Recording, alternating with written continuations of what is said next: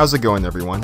This is Astro here again, and welcome to another Splatoon weapon analysis video. Today's video is going to be all about the Forge Splattershot Pro, so let's jump into it by checking out this weapon's typing, stats, and version history.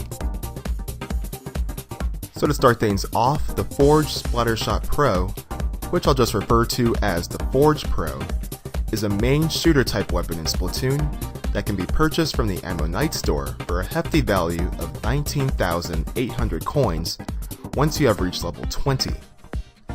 As for its stats, it shares the same stats as the vanilla Splattershot Pro, having a range of 70, damage of 55, fire rate of 40, and a base damage of 42. The weapon kit has been changed up a bit to accommodate new playstyles. So for its sub-weapon, the Forge Pro receives the point sensor, which is an echolocator-like device that, once it's deployed, will track any enemies that are caught within its blast radius for a specific amount of time, and your teammates benefit from this support as well. As for its special weapon, the Forge Pro receives the Ink Zuka, which is a special that greatly extends the Forge Pro's range by allowing you to pick off enemies at faraway distances. So overall, the Forge Pro is an advanced weapon with a long range and good damage, and the weapon kit will allow you to play an aggressive support role by helping your teammates track enemies on the battlefield with a point sensor, as well as picking them off from long distances with the Ink Zuka. As for its version history, the Forge Pro once again shares the same changes as the Vanilla Pro. So you'll still be receiving the benefits of the decrease in ink usage to save a little bit of ink where it counts, as well as the increase in the velocity and range of your shots. The only new change was with the introduction to special depletion. So the Forge Pro falls under the light category, which means you'll be losing as low as 40% of your special meter in the event you get splatted. As for the point sensor, you'll be able to flush out your enemies in a wider area thanks to the increase in the radius of the point sensor's AOE, or area of effect. However, its base duration has been decreased from 10 seconds to 8 seconds, but 8 seconds in my opinion is still more than enough time to track down your enemies. As for the Ink Zuka, you'll have to ink a little more turf to fill your special gauge, but you can use some special charge up to mitigate that loss if you choose to do so. Also, the time needed to fire off the first shot of the Ink Zuka will be a little bit longer, so you'll need to find a safe place to activate the special before you start taking action. And finally, you'll be able to fire off an extra shot or two if you have special duration up equipped on your gear. So for recommended abilities to use on your gear, Ink Saver Main, Ink Saver Sub, or Ink Recovery Up is needed to retain as much ink as possible, since the Forge Pro consumes a lot of ink. Swim Speed Up is also recommended as a way to maneuver around the battlefield, and Bomb Range Up can help with the point sensor as well. So with that, let's take a look at the first gear build that I have for you in this video. So this first build is a basic general purpose build that the Forge Pro can use. So we're going to begin by selecting our headgear, which will be in the form of the Studio headphones. It uses Ink Saver Main for its main ability, and it features the Forge brand, which highly favors special duration up. As for our clothes, we can use either the linen shirt or the white shirt. Both clothes feature the Splash Mob brand, which highly favors Ink Saver Main. However, for its main ability, the linen shirt uses Bomb Range Up, whereas the white shirt uses Ink Recovery Up. And finally, for our shoes, we can use either the red high tops or the plum casuals. Both shoes feature the Crack-On brand, which highly favors Swim Speed Up.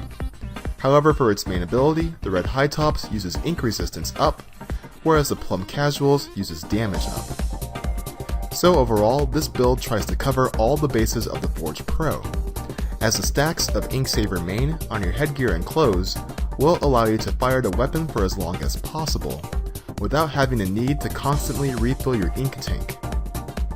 Your selection of clothes will determine how you plan to utilize the point sensor.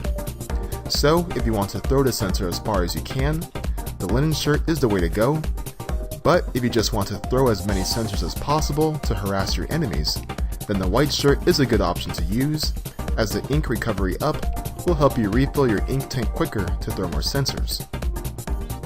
The swim speed on your shoes will help you to either retreat or reposition yourself, as well as swim strafe your enemies. And the main ability that you decide to use on your shoes depends on what you think is more important.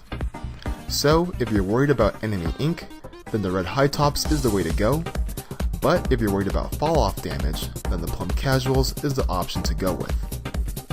And finally, the special duration up on your headgear will allow you to fire off an extra shot with the Inkzooka. There's also a variation of this build that accomplishes the same purpose, but stacks more swim speed as a way to amplify your movement. So for this build, we'll be using the studio headphones once again for our headgear. However, for our clothes and shoes, we're going to be using the Rainy Day Tee, as well as the blue slip-ons or the Hunter high tops. All of which feature the Crack-On brand, which highly favors swim speed up. However, for its main ability, the Rainy Day Tee uses Ink Saver main, the blue slip-ons uses bomb range up, and the Hunter high tops uses ink recovery up. The only difference between this build and the build that I showed earlier is that now your shoes will determine how you want to use your point sensor. However, if point sensor support does not interest you, then you're more than welcome to equip the red high tops or the plum casuals to play the weapon in a fully offensive style. Moving on to the final build that I have for you all today is a quick respawn build that the Forge Pro can use. So we're going to start this one off by selecting the retro specs for our headgear. It uses quick respawn for its main ability, and it features the Splash Mob brand, which highly favors Ink Saver main. As for our clothes, we're going to be using the White Stripe LS, which also uses quick respawn for its main ability, as well as features the Splash Mob brand, which once again highly favors Ink Saver main. And finally, for our shoes, there are several options that we can go with for this build. We can use the red high tops and the plum casuals, just like in the general purpose build, but I've also added the Choco Clogs as another option, which uses quick respawn for its main ability, and features the Crack-On brand, which highly favors swim speed up. So, with quick respawn builds in general, I would recommend using the equivalent of 2 mains of the ability to see a significant change in your respawn time, which is why I stacked it on the headgear and clothes. The stacks of Ink Saver main, again on your headgear and clothes, will allow you to fire the Forge Pro for as long as possible, without having the need to constantly refill your ink tank. And once again, the main ability that you decide to use on your shoes will depend on what you think is more important. So if you're worried about enemy ink, then the red high tops is the way to go. If you're worried about fall off damage, the plum casuals has you covered in that department. However, if none of that concerns you, and you just want to run a full quick respawn build, then the Choco Clogs is a good option to use to get you back into the fray as quickly as possible. And once again, there's a variation of this build that accomplishes the same purpose.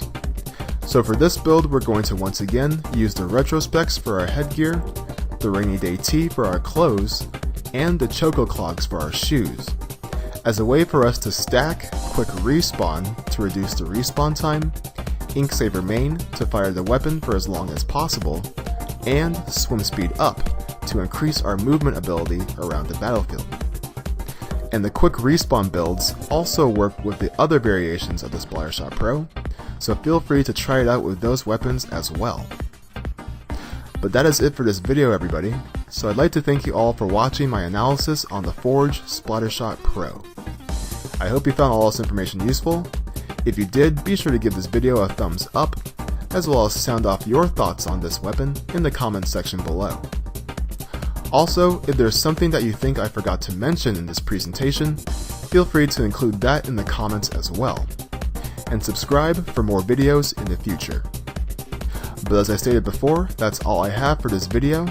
So this is Astro blasting off, and as always, until next time, Take care, stay fresh, and I hope you all have a great day.